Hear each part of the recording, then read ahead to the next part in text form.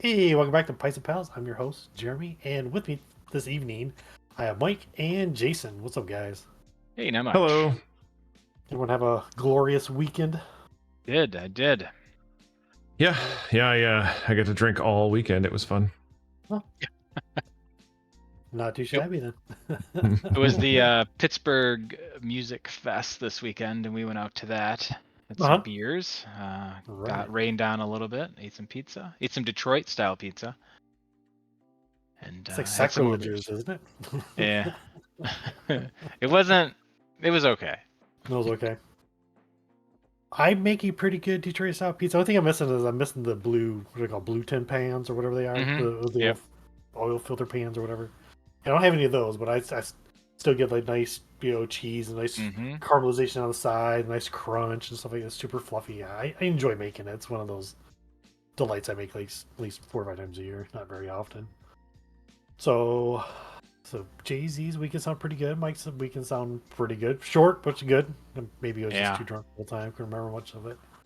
I worked my butt off. I went down to South Carolina and I got bamboozled.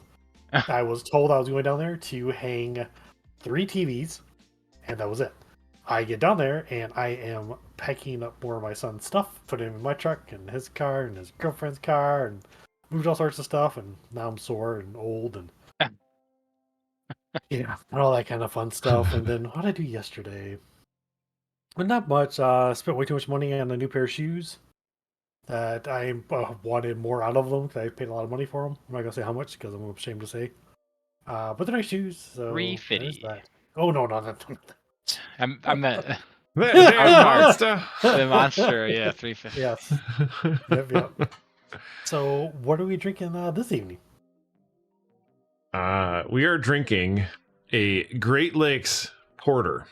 Yes. It's called the Edmond's Fitzgerald. What? I was gonna say Great Lakes, but not a Michigan beer. That irritates me actually. Does it? Yeah, because Ohio is not Great Lakes. It's Great Lake singular. Oh, look at that's dark. I actually have my Great Lakes Brewing keychain. Have you been to Great Lakes Brewing? No. We went to something else that had just gave away stuff. I will say though, I was bamboozled thinking that this was a Michigan brewery, so I was super excited. But they make a really good barrel aged Scotch ale, I think. Barrel aged Scotch ale. So I would recommend that if you see it. It's like a blue label. It's called Central Waters or something like that. I haven't tried it yet, but I licked. Hopefully, you can watch the YouTube video if you want to get the action. But I licked the rim or whatever, and right there you go. It very tasty, just a little taste. I've had this years ago. Right. So maybe my flavor profile has changed, but I had it like a few months ago, maybe like 6 months ago, when I was first learning about the difference between a porter and a stout. Oh yeah. And I had it on tap somewhere, and I did not. Well, since you brought it up, what is the difference between a porter and a stout? Well, that's not bad. I was actually expecting that to be terrible. The main difference I was seeing is that the stouts have heavier chocolatey flavors, and then the porters are more malty. So they use more malts to get the sugar and the sweetness and stuff. Yeah. Whereas the stouts don't as much. So I think porters be thinner too overall. Yeah, that's what I was thinking. I thought it was the reverse, but maybe not. Maybe it's just I find them thinner. But... Okay, I don't drink a lot of porters or stouts, so I'm not sure, but I know there's some difference in the heaviness. They feel thicker on the tongue, but this is smells delicious. The smell, I think, is better than the taste for me. Oh, maybe not. I don't know. Maybe not. I think it's still really cold. So I get a lot of. I get coffee on the nose a little bit. Yeah, for sure. I get some coffee. Some I'd say chocolatey. It smells like a like a bitter. It smells bitter to me. Yeah, it's definitely bitter. I think this was more bitter than most, but yeah, I like that though. I think. What's that like I think weird it's thing at the back of style. the back of your throat? Like it sticks on like the tongue. Yeah. Yeah. Yeah. It was English style of beer, and they make a lot of bitters, anyways, right? So. I think it's pretty good. I feel like the IBUs are a little more. It's 37 IBUs. Yeah, it's not a whole lot, but it's definitely more. I definitely get more. I think it's where the bitter's coming from, probably. It's right from that part of it. I was actually impressed because they list pretty much their ingredients. They don't say like exact quantities, but they tell you like everything they use in, which I thought was pretty cool. Which if you wanted to try to recreate it, it wouldn't be too hard to do so, I wouldn't think. Especially if you already made porters in the past. Is there any other porters you guys like? I already know another one I like. There's I can't. Sorry. Go ahead. I can't remember the name of it. It's been so long. I don't drink a lot of them, but there's a peanut butter porter that I've had before from Michigan that was very good. I cannot remember it for the life of me, but I got a salted caramel porter I liked. Yeah. I don't know if I sent you one of those or if I made you try one of those, but that was pretty delicious. It's like a one and done kind of a situation though, because if you have more than one, it tastes like I think it's like a fake sugar flavor that they use to kind of get that caramel flavor. So it's like it like kind of sticks with you too much, and I feel like it's like too sweet. So just having one is quite enough. But then there's like a weird candied sugar or something like that, maybe even to get some of that caramel-y flavor.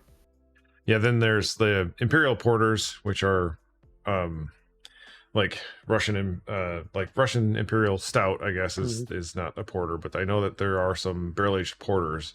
I think maybe not. I was gonna say I thought that No Rules was a porter. It's a Vietnamese porter, so like they kind of made up the category for it because of what they were doing. It was very difficult, from what I've heard, to kind of recreate that.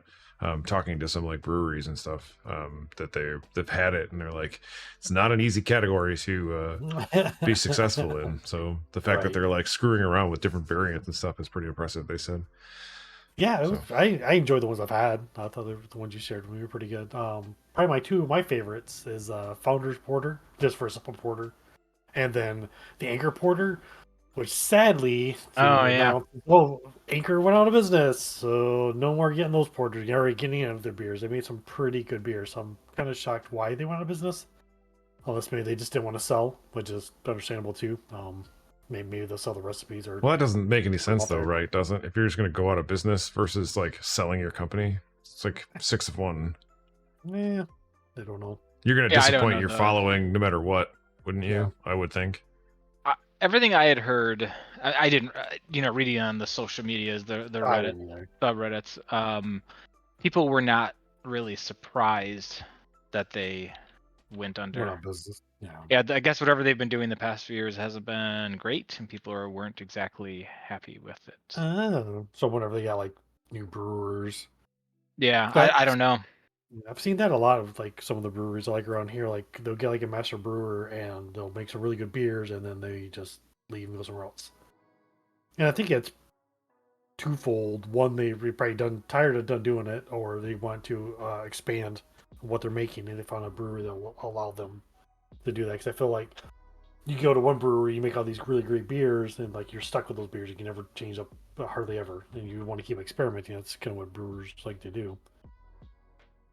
But those are my favorite. There's this Southern Pecan Porter that I've had, which I think is made by Tailgate or something like that. It's really, really good. It comes out around fall time, almost every year, which is really good. I enjoy that one. Yeah, I think that porters for me are very much a winter, like a fall winter kind of beer. So like I have a hard time because it's like 80 degrees in this room. I feel like it's hard for me to like enjoy it as much. But having said that, I think that there is some refreshing qualities in it. Right now it's really cold though, so I think that's the beer is cold, not it is cold, so that makes it a little easier to drink. But I feel like you don't get the flavors until it's like warmed up a little bit. Yeah. So that's kind of hard to it's really hard for me to like quantify, I guess, like where this would fall, because in general I'm not a huge fan of just regular like dark beers, or I never really was. I want the sweetness that comes from the barrel aging process. For whatever reason, taking a extremely heavy beer and then aging it in bourbon barrels, it pulls the sweetness of the bourbon out and into it. And bourbon itself isn't all that sweet, so I'm not really sure how the hell that happens, but. And I think that they also do it with like imperial, so they do it with like a heavier beer, so then you have a lot more sugars in there to begin with. So like the likelihood of a beer yeast, I think, like completely eating all of the sugar is kind of low. So if you have just a super high ABV beer, all of that yeast, or the yeast may have not eaten all of the sugars and stuff, so they can end sweeter, especially chocolatey. Yeah, no, yeah. There's a few different ways to add chocolate. You can do there's chocolate malt. You can get it for like roasted malt, and some people will even use cocoa nibs. Yeah, to get cocoa like, nibs a pretty common thing. Yeah. I feel like the most recent trend, at least in the last like 2 years, has been coconut. People are adding coconut because that gives it like a weird sweet flavor. Coconut and marshmallow I've seen a lot of stuff in the last 2 years. Yeah, I mean, I've seen a marshmallow a lot of sours here lately. It gives it a weird roasty, like a smoky roasty flavor, like a roasted marshmallow. I think it's just like a way to like say added sugar essentially. I've always wanted to try to do that. I may try that the fall or whatever. Give myself just a plain porter and actually toast a marshmallow and just throw it into the beer and drink it. So that's what not like ferment it into the beer, but like just throw it on top. Open campfire and toss it in there. So we talked about it a couple weekends or weeks ago, whenever we did the shorts beer, the Caramelizing rod. Didn't we do a shorts beer? Brown? Yeah, the brown ale. Yes, thank you. They do a s'mores beer in the fall. Okay. If you go to the pub, they bring it out to you and they put a marshmallow on it, and then I think they light it on fire at the table, and you're supposed to blow it out. I don't know if they do that. Maybe they don't actually. Maybe we lit it on fire. I don't remember. But it's probably a fire hazard. But yeah, they do toast a marshmallow in it. That'd be kind of cool. Yeah, I also want to try the caramelizing rod, which I think I brought up in one of the podcasts before. But it's supposed to be really good, like in darker, maltier beers. It's supposed to actually make it sweeter. It's supposed to bring a lot of the sugar, because it will caramelize all the sugars there and just make them pop more. So it'd be really interesting to try, like have like two of these, side by side and get that rod and just scorch it and see what it tastes like afterwards. That'd be kind of fun. Yeah. How do you heat up the rod, or is it electrically? You just throw like in the fire pit. I feel like that's kind of terrifying. Well, how is it? Like you're gonna get like little bits and pieces of like charcoal. Like if you take you'll be fine. It's good for your stomach. Yeah, that's like Pepto. Yeah. Haven't you ever played any of the Survivor games? Yeah. No, I watch a lot of Survivor TV. Does that count? Yeah. No, that's how we play survival games. Yes. Oh man, no, it's a pretty good beer overall. I enjoy it. I've had it. It's like my third time having it. It is pretty tasty. Yeah, I think that it's it would not be something I would look for on tap unless they had nothing else left. I don't know. It's just You went from like it's a good beer to like I ain't drinking this on tap at all. It's fine. I don't love it. The more I have of it, the more the smell is just kind of off-putting to me for some reason. I don't know if that's maybe the common... you just don't like porters. I don't know. Right? How many have you had? Not very many. Yeah. They don't really have them on tap all the time. I feel like you find stouts everywhere, but porters are a little less common to have like breweries with them. I have not tried the Founders Porter, but I'm not a huge fan of most of Founders stuff. Not most of I take that back. I'm not a huge fan of something that they're using in their stuff on a lot of their beers. Right. They just released a Blueberry, the KBS this weekend. Mm-hmm. Oh, did they? It's not in stores yet. It's not supposed to be in stores until like August or something. So, it's pretty close to August. Right, August, like the middle of August, I think, like Yeah. August 6th or 7th or something. We have to call Total Wine down here and see if they'll get any. I would hope that'd be cool. It sounds like it's gonna be pretty delicious. One of our buddies, I thought that he was going there, but I guess he didn't go there. So he was just gonna go get it from the horse's mouth, and then I think that things came up. Speaking of that, buddy, my dad and him have like this. There's a hot dog, a restaurant by my old house that has those hot dogs. And they went and got their 6 inches of fiery doom. Yeah. How'd that go? Did your dad eat it this year? Yeah. They said it was really hot. He was like crying, and then he's got a napkin that he's like wiping his mouth off with, and he goes to like wipe his eye. Oh no! And I'm like, I've seen so many hot ones things. I was like, yeah. Whoa! And like smacked it out of his hands.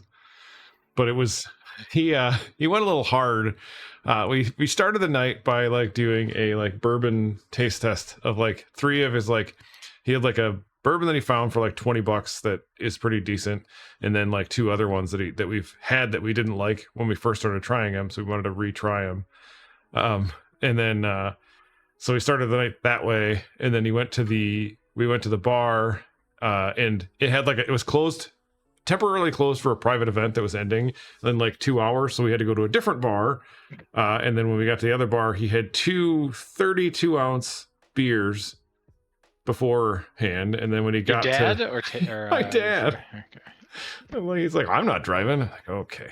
Yeah, so then we get to the bar with the hot dogs, and he has like they have 4 Giants tropical punch or tropical something, where it's like their fruity IPA, mango, I think, IPA, tropical paradise party. It was something really weird. But he had like 2 of those like 20-ounce beers there, and then we got back to my house, and then we did another like bunch of bourbons. Actually, we went to the Top Shelf liquor store and drank all of the ones that they had on like their shelves, because they're just like, do you want to try these? And we're like, okay. So yeah, that was my Sunday night. That was yesterday. Peace. No way. No way. That's just a lightweight. It's a good Fat time. guy, but I'm a lightweight. But yeah, as this warms up, I'm definitely getting more flavors. I agree with Mike. I'm not sure I love the flavors, but I definitely. This is my first porter in 5 years, so I'm not a porter guy. I think it's all right. I think it's pretty good. And I can't say I've had. Style. Yeah, I just don't know porters. It's also 85 degrees outside, so it's not exactly porter weather. Yeah, it's 68 in my basement, so oh yeah, it's fine for me. Yeah. I do like the name. I mean, Edmond Fitzgerald, the boat, was it a coal ship? I don't know what it was. But yeah, sank in the Great Lakes. There's many songs. Yeah, many songs about it. Yeah, I think one of my buddy's dad. I think he dove down there. Really? Mm-hmm. Did they find Which Great Lake was it? Lake Superior. Oh, so it's the deepest of the. Mm-hmm. I didn't know they found it. Yeah, I'm pretty positive they did. Did he go in like one of those little tiny submarines? I hope not. No, that Too was his soon. other friend. Oh, yeah, that's not too soon. That was old news now. Yeah. I think somebody asked that director of Titanic if he was going to make a movie about that submarine. They're gonna send the thing out looking for the guys' wallets of those rich guys. So it's in 530 feet of water. Yeah. So they did find it. Interesting. Yeah, it's a cold lake. That's for dang sure. Very Yeah, cold. it never goes above like 45 degrees or something like that. Roughly, yeah. I think by the time it actually starts warm up, it's like November. Right. Yeah. And after that, it starts ice up. So that's crazy how deep how big and deep it is. I can't remember because my cousin bought me like a 12-pack of like samples of these ones, and I like other ones as well. And I think they thought they were all pretty well made. Yeah, that's why I really wanted to try this one, and it was way worse on tap at the place I was at. So like maybe they just had a really crappy tap, or like didn't do it quite right, or they didn't have the tap handle and stuff. I think that's one of the things that people don't realize is that like you're not supposed to just crack a tap like partly. Must be really good. He couldn't remember which receptacle he was drinking out of. Where you're not supposed to crack it slowly. You're supposed to like crack it basically all the way open and let it flow. Because if you crack it halfway open or quarter of the way open, you're just letting all the foam out and no beer. And right. So, but have you installed any of your new tap handles? Just the one. I haven't got a chance to use it yet. My green mail, which is behind the wall, and you barely see in the video. It's. I'm gonna draw a sample, or I'm gonna test for gravity on I think Friday, maybe Thursday. Depends how frisky I feel. Because I can barely hear. I only hear it once every few hours, which it may be almost good done. So which would be kind of cool, and that will be the first one to go on the new tap. So hopefully this weekend, maybe if I can get it to quick carb. So the difference between that tap and the old tap is that the interior is plastic and replaceable versus like metal and scratchable.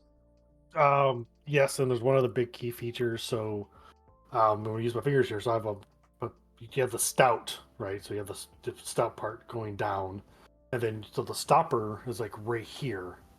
So all the beer sits basically where my hand is.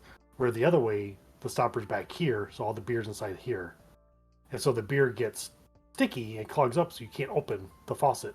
Where it being here, it never gets sticky, so it's easier to open. So that's why I bought it, because like not all beers get super sticky.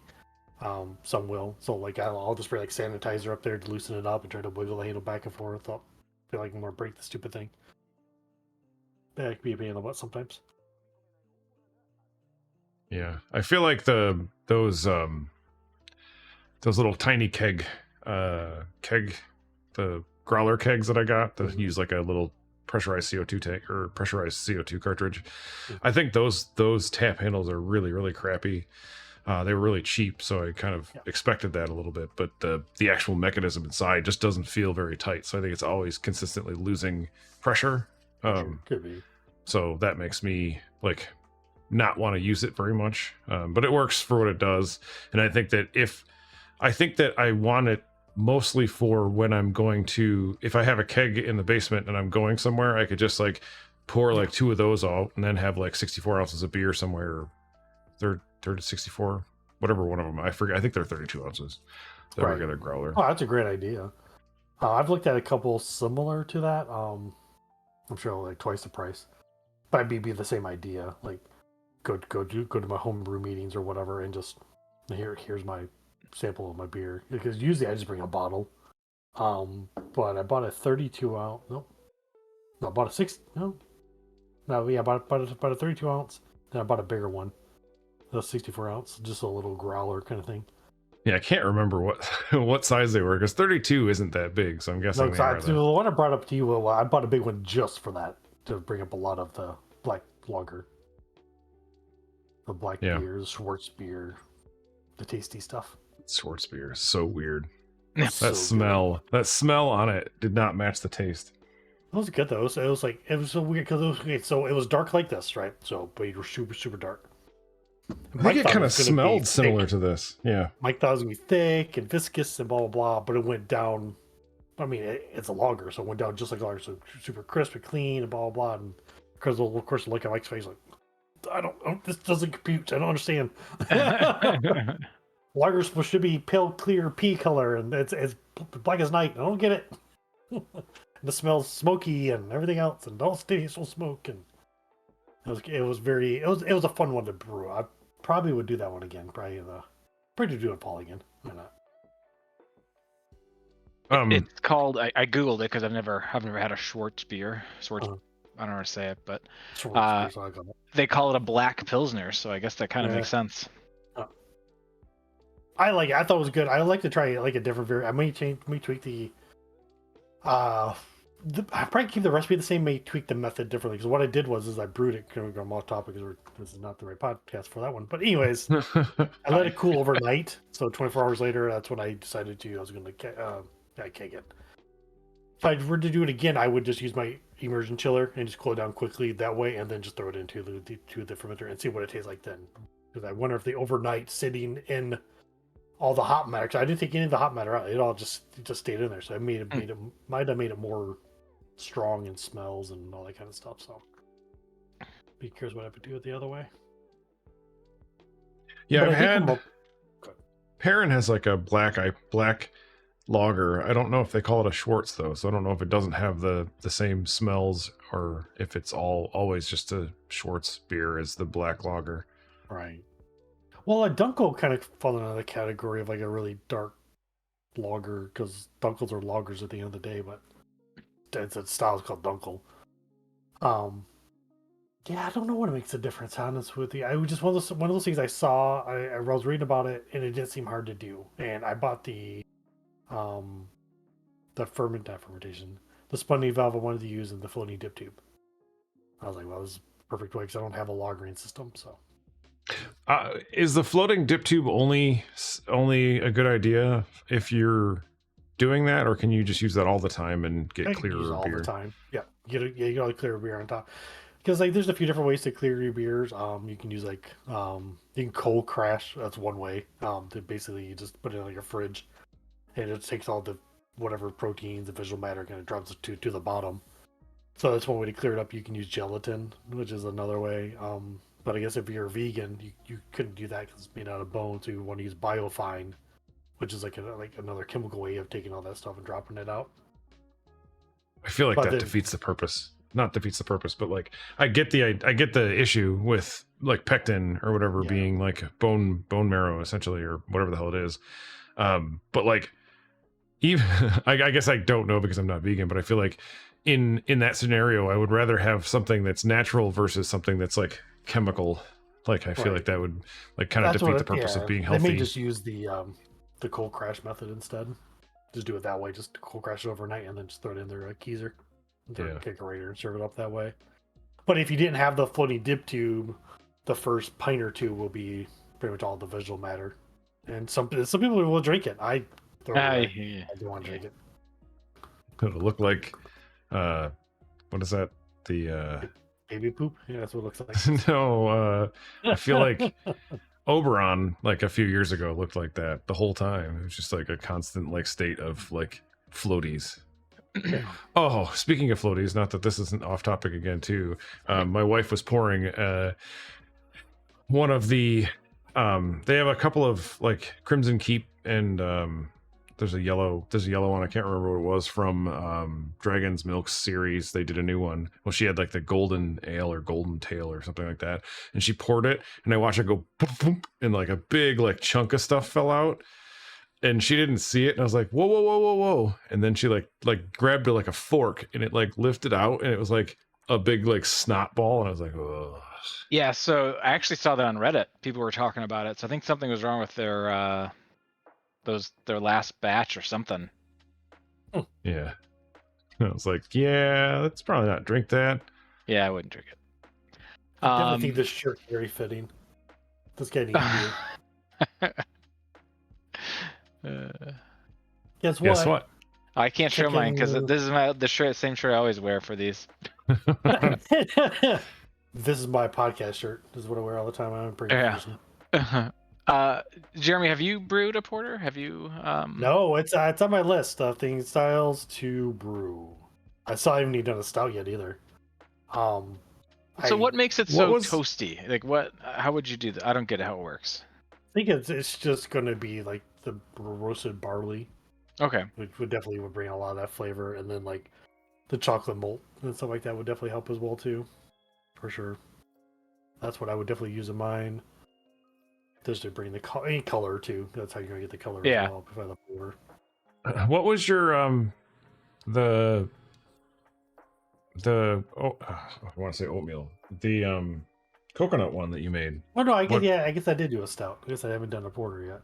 Yeah, I wasn't sure if that was a stout or a porter. That was a stout. That was. I guess I've not done just a plain stout. Like I've done like a specialty stout because somebody's like, "Oh, I really like this style. I wonder if somebody can make me one." And I was like, "Well, I don't know. I can try." Yeah, that guy does that to you a lot. Oh, where is it? Over here? Oh, you can't see it right there. There's a painting behind me that that somebody maybe had painted for me because I had said I liked it. It just showed up on my door one day. I was like, No. what the hell is this? I don't remember. That was before I was ordering everything on Amazon, and like stuff would just show up and I'm like, oh, he beat me. What the I heck? don't remember. I was thirsty. It was cold. I love cold beer, so Yeah. I didn't want to. I mean, it did. The flavor definitely changed as it warmed up, but Yeah. yeah, as Mike said, it's coats the throat. But like, I guess I feel like this time of year I usually brew stuff that people usually like because like, you guys like the Yeah. blueberry honey ale, so I end up brewing that, and then I like my cream ale, so I end up brewing that, and then just I just don't have enough time. I Don't have you enough have people to? drink it. That's my problem. I Well, have time. and that's why I'm looking at that because I'd love to do it, and that's why I'm looking at a small 1 gallon thing. You know, I can't drink 5 gallons of beer. I drink when we do these podcasts, or if I go out somewhere, I guess. But yeah, I don't know. What were you gonna say, Mike? I don't know. I lose all trains of thoughts. All trains of thoughts. I will say this is a 6% beer, and I feel it. Feel very there you warm. go. I did come up with a recipe that I've kind of worked on a few different times, and I'm not 100% sold on it. But I may change a couple things later on. But what I would do essentially is like I'd do about 7.5 pounds of 2-row malt just for like the base malt, and then I would use about a pound of crystal malt with an 80 degree level bond or whatever it's called. As it just basically gives you more malty biscuit kind of notes. I'll add a little bit of color to it.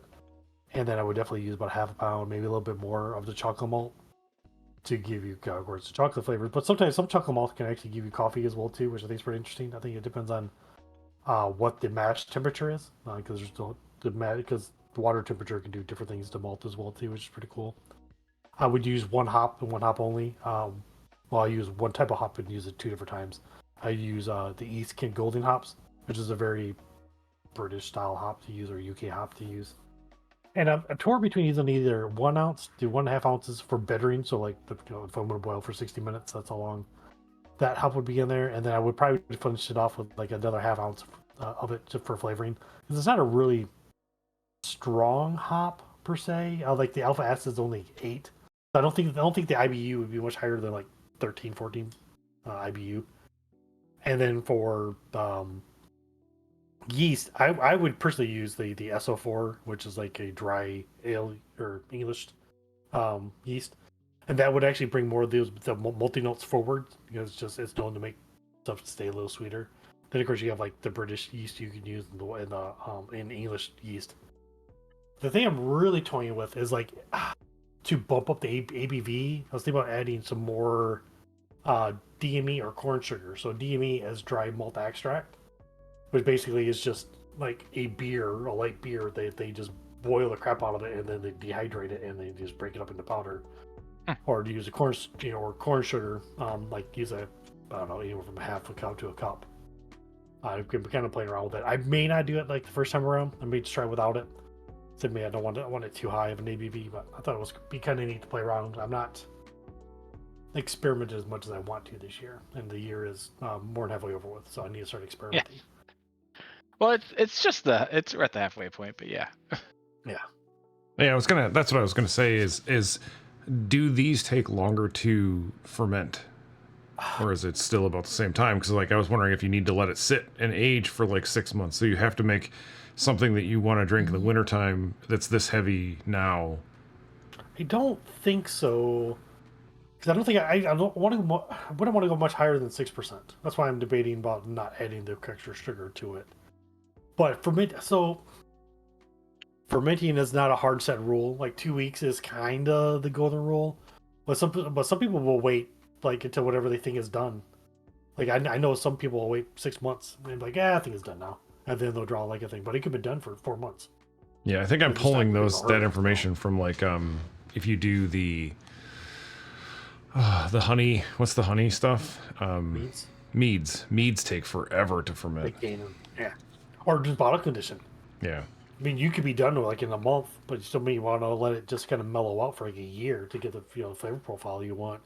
But I think what you're thinking of is that really big, heavy, like imperial style kind of beers. Like, yeah, those could take months to ferment out. Right. And you may have to throw more yeast on top of them to keep eating away at that sugar, right? Because you may end up killing the yeast.